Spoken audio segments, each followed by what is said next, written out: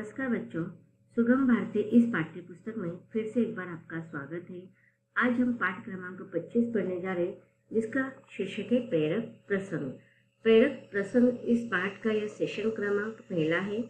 इसमें आपको 3 अलग अलग छोटी छोटी कहानियां दी गई है, जिसके द्वारा आपको इन प्रसंग से प्रेरणा मिले।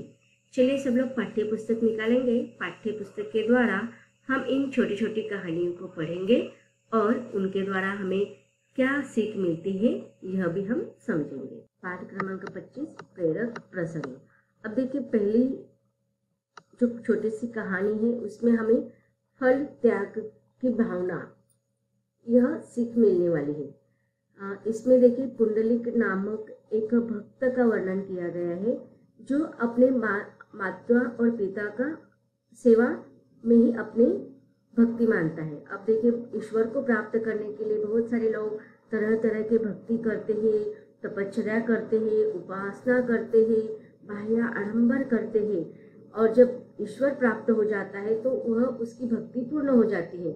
लेकिन कुछ लोग अपने माता पिता की सेवा करने में ही ईश्वर की भक्ति मानते हैं। तो पुंडलिक का यही भाव हमें यहाँ पर दिखाई देता है कि वह अपने माता पिता की सेवा को ही अपने ईश्वर भक्ति मानता है। पुंडलिक का चरित्र फल त्याग का गहरा आदर्श सामने रखता है। पुंडलिक अपने माँ बाप की सेवा कर रहा था। उसकी सेवा से प्रसन्न होकर पांडुरंग उसकी भेंट के लिए दौड़े आए। अब देखिए, कहा जाता है कि पहले युग में जितना ईश्वर भक्त लोग थे ना, आज उतने ईश्वर भक्त लोग नहीं है। इसीलिए तो स्वयं ईश्वर अपने भक्तों की परीक्षा लेने के लिए आते थे। अब यहाँ पर भी देखो, पुंडलिक जो है ना, वो पांडुरंग का भी बहुत बड़ा भक्त माना जाता है, और इसी कारण पांडुरंग जो था ना, उनकी भक्ति की तरह तरह की परीक्षा लिया करते थे। स्वयं ईश्वर पुंडलिक की परीक्षा लिया करते थे। लेकिन पुंडलिक जो है ना, पांडुरंग के प्रति भक्ति की भावना रखते थे, लेकिन उससे भी ज्यादा वो अपने माँ और पिता की सेवा को अपने प्रथम भक्ति मानते थे। और इसीलिए देखो, जब पुंडलिक अपने बूढ़े माँ पिता की सेवा करते थे तो उस समय ईश्वर है ना, उनकी परीक्षा लेने के लिए बहुत सारे ऐसे प्रसंग निर्माण कर देते थे, जिससे कि वह अपने माँ बाप की सेवा का त्याग कर दे। लेकिन पुंडलिक ने हर समय अपने माँ बाप के सेवा का त्याग करने के बजाय अपने उनको जो फल मिलने वाला था उसका त्याग उन्होंने कर दिया। अब देखिए, एक समय ऐसा आया था कि ईश्वर पांडुरंग उनके भेंट के लिए जाते हैं, और उस समय पुंडलिक जो है ना, अपने गोदी में सिर रखकर, पुंडलिक की गोदी पर सिर रखकर माँ और पिताजी सो रहे थे। अब उनकी निद्रा को भंग नहीं हो, ऐसा पुंडलिक चाहते थे। लेकिन ईश्वर उनके माता पिता की निद्रा भंग न हो, इसके लिए प्रयत्न करे थे। तो एक कीड़ा आ जाता है, वो पुंडलिक के पैरों को इतना जोर से काटता है। फिर भी पुंडलिक जो है वह अपने पैरों को नहीं हिलाता है, क्योंकि पैरों को हिलाने से उसके माता पिता की निद्रा भंग हो जाएगी। तो उसके सेवा वो करना चाहते थे माता पिता के। तो इतने कीड़ा जो होता है वो इतना जोर से काटता है कि पुंडलिक के पैरों में से खून बहने लगता है। फिर भी वह अपने पैरों को नहीं हिलाता। तो क्यों नहीं हिलाता? क्योंकि अपने माँ और पिता के प्रति उसे असीम भक्ति थी। अपने माँ और पिता की सेवा में वो कार्यरत रहता था कि अपने माँ और पिताजी की निद्रा व्यस्त भग्न न हो, इसके लिए वह अपना पैर नहीं हिलाता। तो उसी समय फिर पांडुरंग आकर पुंडलिक को अपना दर्शन देते हैं। तो उस समय का यहाँ पर ये सारा विस्तार से वर्णन किया हुआ है कि पुंडलिक अपने माँ और बाप की सेवा कर रहा था। उसकी सेवा से प्रसन्न होकर पांडुरंग उसकी भेंट के लिए दौड़े आए, परंतु पांडुलिक ने पांडुरंग के चक्कर में पड़कर अपने उस सेवा कार्य को छोड़ने से इनकार कर दिया। अब देखिए, जब पांडुरंग गए थे उसके भेंट के लिए, तो उस समय पांडुरंग अपने माता पिता की सेवा कर रहे थे। उसके दोनों पैरों पर, एक पैर पर माँ और एक पैर पर पिताजी सोए हुए थे सर रखकर। तो उस समय, और देखो इसके पहले भी पांडुरंग ने उसके इस सेवा कार्य से उसे दूर हटाने के लिए बहुत सारे प्रयत्न किए थे, लेकिन पुंडलिक जो है वो अपने माँ और पिताजी के सेवा कार्य में हमेशा पास होते थे। परंतु पुंडलिक ने पांडुरंग के चक्कर में पड़कर अपने उस सेवा कार्य को छोड़ने से इनकार कर दिया। अपने माँ बाप की सेवा उसके लिए सच्ची भक्ति, ईश्वर भक्ति थी। कोई लड़का यदि दूसरे को लूट खसोट कर अपने माँ बाप का सुख पहुंचाता हो, अथवा कोई देश सेवक दूसरे देश का द्रोह करके अपने देश का उत्कर्ष चाहता है, तो दोनों की वह भक्ति नहीं कहलाएगी, वह तो आसक्ति कहेगी। अब देखिए, अपने माँ बाप को सुख पहुंचाने के लिए दूसरे माँ बाप को दुख देना, या अपने देश को विकसित करने के लिए दूसरे देश के प्रति विद्रोह करना, यह हम स्वार्थ की भावना होगी, उसमें भक्ति की भावना नहीं होगी। पांडुलिक ऐसी आसक्ति में फंसा नहीं। उसने सोचा कि परमात्मा जिस रूप को धारण कर मेरे सामने खड़ा हुआ है, वह क्या उतने ही है? उसका यह रूप दिखाई देने से पहले सृष्टि क्या प्रेत थी? वह भगवान से बोला, भगवान, आप स्वयं मुझे मिलने के लिए आए हैं, यह मैं जानता हूँ, पर मैं भी सिद्धांत को मानने वाला हूँ। आप ही अकेले भगवान हैं, ऐसा मैं नहीं मानता। मेरे लिए तो आप भी भगवान हैं और मेरे माता पिता भी।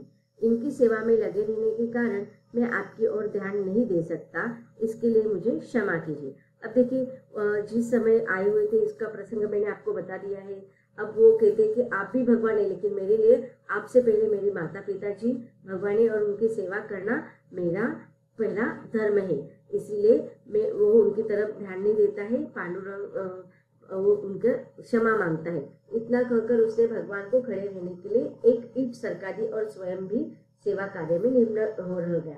अब देखिए, साक्षात ईश्वर उनसे मिलने के लिए आए थे, तो उन्होंने एक ईंट उनकी तरफ फेंक दी और उनको उस ईंट पर खड़े रहने के लिए कहा, और तब तक वह अपने माता पिता की सेवा में मग्न रहे। अगर वह चाहते तो अपने माता पिता को उठा सकते थे। ईश्वर के साक्षात ईश्वर उनको मिलने के लिए आए थे, लेकिन उन्होंने अपने परम कर्तव्य और परम भक्ति धर्म को समझा और ईश्वर को उन्होंने खड़े रहने का आदेश दिया। तो इतनी अब देखिए, आप जो विठ्ठल रुक्माई का मंदिर जो है वो पांडुरंग का, वह हमेशा ईंट पर ही खड़ा रहता है। तो यह जो कहानी है ना, उससे संदर्भित है।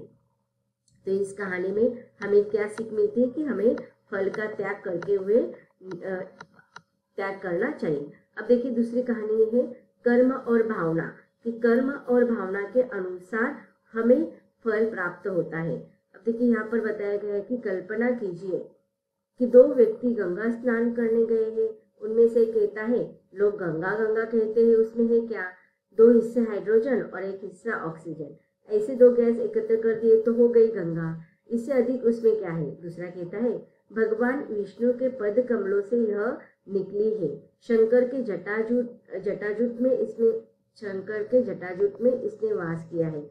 अनंत पुण्यकृत इसके तट पर हुए हैं। ऐसी यह पवित्र गंगा माई है। अब देखिए, अगर वैज्ञानिक के दृष्टिकोण से देखा जाए तो गंगा क्या है? एक नदी है, पानी है। पानी का आप लोगों को सहयोग पता होगा। तो उसके अनुसार एक व्यक्ति आधुनिक विचारधारा का है, वैज्ञानिक विचारधारा का है, तो वो कहता है कि गंगा में क्या है? तो केवल पानी है, और पानी में तो 2 हिस्सा, 1 हिस्सा ऑक्सीजन और 2 हिस्सा हाइड्रोजन। लेकिन दूसरा कहता है कि नहीं, यह भगवान विष्णु के पद कमलों से निकली हुई है और शंकर के जटाजूट में वास करने वाली यह आप लोगों को छोटी छोटी धार्मिक कहानियां पता ही होंगी। तो इस प्रकार देखो, अलग अलग 2 व्यक्तियों की एक विचारधारा नहीं हो सकती है। वह ऑक्सीजन हाइड्रोजन वाला व्यक्ति भी उस गंगा नदी में नहाता है और अब देह शुद्धि रूपी फल दोनों को ही मिला। अब देखिए, दोनों ने उस गंगा नदी में नहाया, तो ऊपरी तरफ से देखा जाए तो दोनों का देह शुद्ध हो गया। वैसे तो जो लोग रोज नहाते हैं उनका भी तो देह, शरीर तो पानी से ऊपरी तरफ से, अगर ऊपरी ओर से अगर हम देखते हैं तो देह शुद्धि हो जाता है, परंतु उस भक्त को देह शुद्धि के साथ साथ चित्त शुद्धि रूपी फल भी मिला। अब देखिए, अब हम कहते हैं कटौती में मन चंगा तो कटौती में गंगा, कि हम केवल हमें ऊपरी तरीके से हमें शुद्ध नहीं होना है, शरीर को हमें शुद्ध नहीं करना है, बल्कि हमारे आंतरिक मन को, हमारी चित्त शुद्धि पर भी हमें ध्यान देना है। तो दूसरा व्यक्ति जो है ना, उसे शरीर स्वच्छता के साथ साथ चित्त स्वच्छता भी मिली है, उसकी चित्त मन भी शुद्ध हो गया है। यह तो गंगा में बैल भी नहाए तो उसे देह शुद्धि प्राप्त होती है। शरीर की गंदगी निकल जाएगी, परंतु शरीर की गंदगी निकल जाएगी, परंतु मन का मल कैसे धुलेगा। एक को देह शुद्धि का तुच्छ फल मिला, दूसरे को उसके अलावा चित्त शुद्धि रूपी अनमोल फल भी मिला। तो देखिए, जिस प्रकार से हम विचार करते हैं, जिस प्रकार से हम व्यवहार करते हैं, उसका फल हमें अवश्य मिलता है। हमें केवल ऊपरी तरीके से, बाहरी रूप से नहीं, हमें आंतरिक मन से भी हमारे मन में किसी भी प्रकार के वैमनस्य की, घमंड की, द्वेष की, मत्सर की भावना नहीं होनी चाहिए। हमें आंतरिक तन और मन से शुद्ध होना चाहिए। तो इस प्रकार हम जैसी विचारधारा रखते हैं, वैसे ही हमारे चित्त, मन और शरीर अनमोल रूप से शुद्ध हो सकते हैं। स्नान करने से, सूर्य नमस्कार करने वाला का व्यायाम का फल तो मिलता है, परंतु वह आरोग्य के लिए नमस्कार नहीं करता, वो तो उपासना के लिए करता है। इससे उसके शरीर को तो आरोग्य का लाभ होता ही है, साथ में बुद्धि की प्रभा भी फैलती है। तो अब देखिए, आरोग्य के साथ साथ सूर्य नमस्कार करने से हमें आरोग्य मिलता है, स्फूर्ति मिलती है और सूर्य के समान प्रतिभाशाली बुद्धि भी हमें प्राप्त होती है। तो कर्म वही है, परंतु भावना भेद से उसमें अंतर पड़ते हैं। कि देखो, सारे लोगों के कर्म कभी कभी समान होते हैं, लेकिन जिस भावना से, जिस शुद्ध भावना से वह कार्य करते हैं, उसके अनुसार उन्हें फल प्राप्त मिलता है। अगर हम मन में स्वार्थ की भावना रखकर कोई कार्य करते हैं तो हमें वैसा ही फल मिलेगा, लेकिन हम निस्वार्थ भावना से कोई भी कार्य करते हैं तो उसका फल भी हमें अच्छा ही मिलने वाला है। अगली जो कहानी है उससे हमें सीख मिलने वाली है आत्मा की अमरता। अब देखिए, यहाँ पर बताया गया है कि सुकरात को विष देकर मारने की सजा दी गई है। उसने कहा, मैं अब बुरा हो गया हूँ, 4 दिन के बाद मेरा देह छूटने वाले है। जो मरने वाला था उसे मारकर आप लोग कौन सी बहादुरी कर रहे हैं? जरा सोचो तो, यह शरीर एक दिन अवश्य मरने वाला है। जो मरने वाला है उसे मारने से कौन सी बहादुरी है? जिस दिन सुकरात को विष दिया जाने वाला था उससे पहले, अब देखें, सुकरात को उसके विचारधाराओं के कारण एक शासक ने क्या किया था, उसको मृत्यु दंड दिया था, लेकिन अब उसकी उम्र हो चुकी थी। अब उसे शरीर पर, नश्वर शरीर पर विश्वास नहीं था, बल्कि अमर आत्मा पर विश्वास था। इसलिए वह कहता है कि ये शरीर तो नश्वर है, कभी ना कभी ये नष्ट होने वाला है, लेकिन आत्मा तो कभी नष्ट नहीं होने वाला है, क्योंकि आत्मा क्या होता है? अमर होता है। अब जिस दिन उसे विष देने वाले थे, उसके पहले दिन वो अपने शिष्यों को आत्मा के अमरत्व की शिक्षा दे रहा था। शरीर में विष के प्रवेश होने से उसे क्या क्या वेदनाएं होगी, उसका वह वर्णन मजे से कर रहा था। इसे इसकी रत्ती भर भी चिंता नहीं थी। आत्मा की अमरता संबंधी यह चर्चा समाप्त होने पर उसके एक शिष्य ने पूछा, मरने पर आपकी अंत्येष्टि कैसे की जाए? उसने जवाब दिया, खूब वे मारेंगे और तुम गाड़ोगे। तो उसे कहना था कि अब ये शरीर नष्ट होने वाला है, उसे कोई नहीं मार सकता है। जब नष्ट होने का समय आएगा, वो अपने आप नष्ट हो जाने वाला है। न उसे कोई शासक मार सकता है और न कोई व्यक्ति उसे गाड़ सकता है। खूब वे मारेंगे और तुम क्या गाड़ोगे? तो क्या वे मारने वाले मेरे दुश्मन है और तुम गाड़ने वाले मुझसे बड़ा प्रेम करने वाले हो? वे अक्लमंदी से मुझे मारेंगे और तुम समझदारी से मुझे गाड़ोगे। तुम कौन हो मुझे गाड़ने वाले? मैं तुम सबको गाड़कर शेष बचने वाला हूँ। किसमें गाड़ोगे मुझे? मिट्टी में या नाश में? मुझे न कोई मार सकता है, न कोई गाड़ सकता है। अब तक मैंने क्या समझाया तुम लोगों को? आत्मा अमर है, उसे कौन मार सकता है, कौन गाड़ सकता है? अब देखिए, शरीर नष्ट हो सकता है, लेकिन आत्मा कभी नष्ट नहीं हो सकता है। वो उसे अमरता मिली हुई है। और आज सचमुच, आज 2-2.5 हजार वर्ष से महान सुकरात सबको गाड़कर जिंदा है, क्योंकि भले वह शरीर से नष्ट हो गया है, नश्वर है, उसका शरीर नश्वर था, लेकिन उसके विचारों के द्वारा, उसने जो अमरता का ज्ञान दिया है, उसके द्वारा आज भी वह मनुष्य के विचारों में जिंदा है। तो बच्चों, इस प्रकार इस छोटे से प्रेरक प्रसंग में हमें भगवत गीता का कर्मण्यवादी कार्य से मा फलेषु कदाचन, अर्थात